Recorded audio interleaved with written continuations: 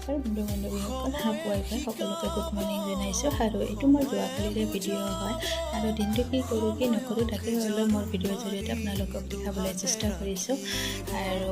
আৰু কি জানেনে, নিজকে ব্যস্ত কৰি ৰাখিলে খুব ভালেই লাগে, হয় না? বহুত টেনশ্যনৰ পৰা দূৰত থাকিব পাৰি।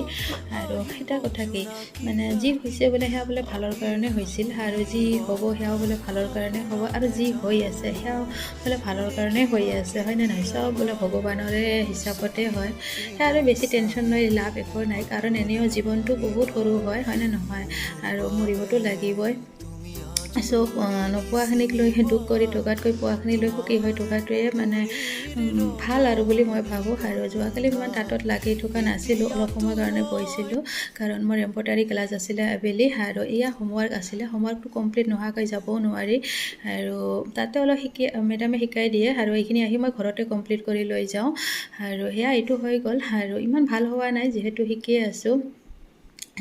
বিকালে 4টা বজাৰ পৰা ক্লাছ থাকে, আৰু মই ৰেডি হৈ গ'লোঁ ক্লাছৰ কাৰণে। ভাবিলোঁ আপোনালোককো দেখাই দিওঁ, আৰু এয়া লাষ্ট আৰু মোৰ ভিডিঅ' চোৱাৰ বাবে আপোনালোক সকলোকে ধন্যবাদ জনাইছোঁ। ধন্যবাদ।